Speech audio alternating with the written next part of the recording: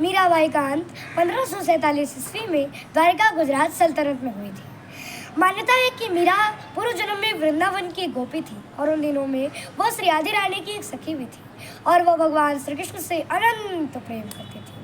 श्री कृष्ण से मिलने की तड़प में ही उस गोपी ने अपने प्राण त्याग दिए। बाद में उस गोपी का मीरा के रूप में पुनर्जन्म हुआ कि जब से तुम बिछड़े मोरे प्रभु जी, थाक रहे मोरे नैना, दरस बिनु नैना, दुख न लागे दरस बिनु नैना, दुख न लागे। मीराबाई भगवान श्री कृष्ण की भक्ति में इतनी बावरी हो गई थी कि वह लोगों से कहती फिरती थी कि माई रे मैं तो लिया पिया मोल, लिया पिया मोल, लिया पिया मोल, माई रे मैं तो लिया पिया मोल। मीराबाई सहज भक्ति की चरम सीमा पर खड़ी मीरा सहज भाव से कहती है कि मेरो तो गिरधर गोपाल और दूसरा न कोई। मीरा अपने प्रियतम से मिलकर एकाकार हो गई।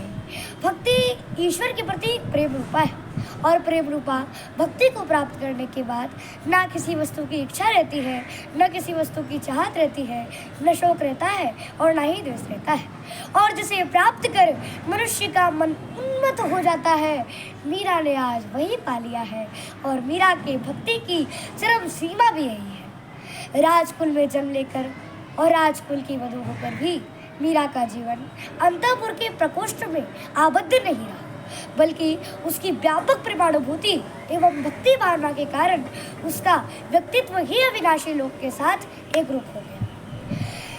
मीराबाई 16वीं शताब्दी की जिस सरिता का उद्यम मीरा ने किया था, आज भी वो उसी प्रवाह से प्रभावित हो रही है कि चोरी करूं न मार्गी और नहीं मैं करूं अकाज और पुण्य के मार्ग चालताम की झक मारो संसार। उस प्रचलित व्यवस्था के विरुद्ध मीरा ने विद्रोह का शंखनाद किया, जो जन संस्कृति की उत्कर्ष मूलक चेतना का प्रमाण है। चोरी करो न मार्गी अपने विद्रोही स्वर में कहा था। मीराबाई की प्रमुख रचनाएं गीत गोविंद टीका, नरसिंह जी रोमायरो, राग गोविंद, राग मल्हार, सोरठ की पद और मीरा निगम। मीरा ने सगुन रूप का वर्णन करते हुए भगवान श्री कृष्ण से कहती है कि हे प्रभु, बसो मेरो नयनन में नंदलाल, मोहनी मूर्ति सावरी सूरती, नैना बने विशाल, अधर सुधारस मुरली, राजती उर्व जंती माल, कि बसो मेरो नयनन में नंदलाल, कि बसो मेरो नयनन में नंदलाल, कि बसो मेरो नयनन में नंदलाल। मीरा के गिरधर गोपाल की जय।